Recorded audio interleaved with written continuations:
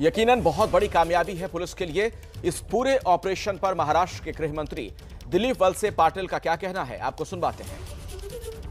कल जो गढ़चिरौली में नक्सलियों के साथ जो एक एनकाउंटर हुआ, उसमें कम से कम 26 नक्सलाइट्स मारे गए हुए हैं। उसमें 20 पुरुष है, 6 महिलाएं हैं। और ये गढ़चिरौली पुलिस ने कंफर्म किया है अभी, इसमें मिलिंद तेलतुंबड़े भी है। सर्च ऑपरेशन अभी भी जारी है। जो बॉडीज मिली उसमें से कुछ बॉडीज आइडेंटिफाई हो गई, अभी कुछ बॉडीज आइडेंटिफाई होनी है। और बाकी जो एरिया में जो सर्च ऑपरेशन है वो शायद शाम तक चालू रहेगा। और इसी खबर पर विस्तार से आपको जानकारी देते हैं। आइए सीधे मैं आपको लिए चलता हूं। रजत वशिष्ठ हमारे सहयोगी इस वक्त हमारे साथ जुड़ गए हैं। रजत, एक बात तो साफ तौर पर नजर आती है कि बहुत सुनियोजित तरीके से पुलिस ने इस कार्रवाई को अंजाम दिया, वरना इन नक्सलियों का खुफिया तंत्र इतना मजबूत होता है कि पुलिस पहुंचे इससे पहले वो भाग जाते हैं। जी बिल्कुल, पुख्ता जानकारी पुलिस के पास थी और उस पुख्ता जानकारी के आधार पर ही कल का जो पूरा ऑपरेशन है वो किया गया था। मिलिंद तेलतुंबड़े के मारे जाने के बाद निश्चित तौर पर महाराष्ट्र पुलिस, गढ़चिरौली पुलिस का मनोबल जो है वो काफ़ी बढ़ेगा।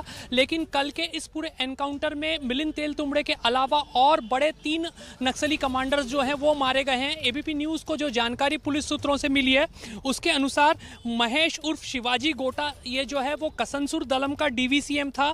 साथ ही सन्नू कोवाची, ये कसनसुर दलम का कमांडर था।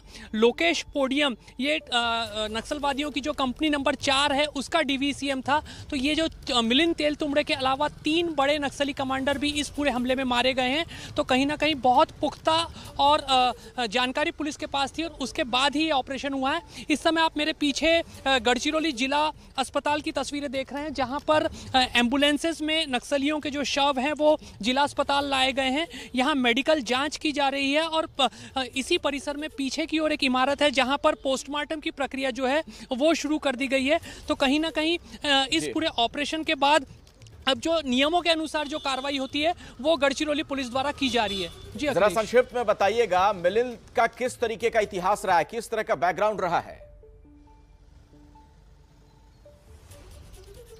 अखिलेश, आपका सवाल दोहराएं प्लीज। मैं आपसे ये पूछ रहा हूं, जो ये मिलिंद मारा गया इस कार्रवाई में एक बहुत बड़ी कामयाबी है महाराष्ट्र पुलिस के लिए। 50 लाख का इनाम था इसके सिर पर। किस तरीके का इसका इतिहास रहा है, बैकग्राउंड कैसा रहा इसका?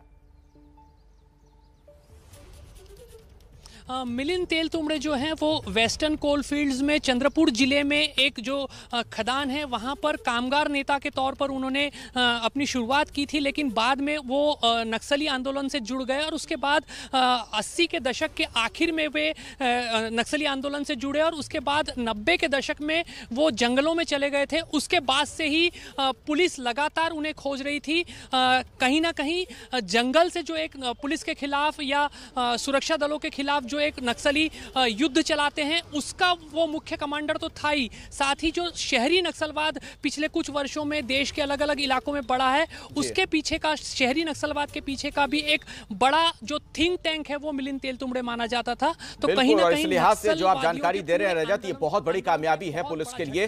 अपने दर्शकों को जरा कुछ तस्वीरें भी दिखाते हैं जब वहां पर नक्सलियों के शव लाए गए हैं। जैसा कि रजत आपको बता रहे थे कि जो अस्पताल आप देख पा रहे हैं वहीं पर इस वक्त उनका पोस्टमार्टम भी जारी है और उसके बाद ही इनके शव भी सौंपे जाएंगे। ये आप देख रहे हैं गढ़चिरौली महाराष्ट्र की तस्वीर, जहां पर बहुत बड़ी कार्रवाई को अंजाम दिया गया है। और ये देख रहे हैं आप मॉर्चरी, जहां पर इन नक्सलियों के शव को रखा गया है और पोस्टमार्टम भी होना है। तो जो तमाम कार्रवाई होती है उसे भी धीरे धीरे अंजाम दिया जा रहा है। लेकिन जाहिर तौर पर एक बहुत अहम ये कामयाबी है महाराष्ट्र पुलिस की इस यूनिट के लिए। मिलिंद तेलतुंबड़े बहुत ही कुख्यात नक्सली कमांडर था, गुरिल्ला युद्ध का माहिर।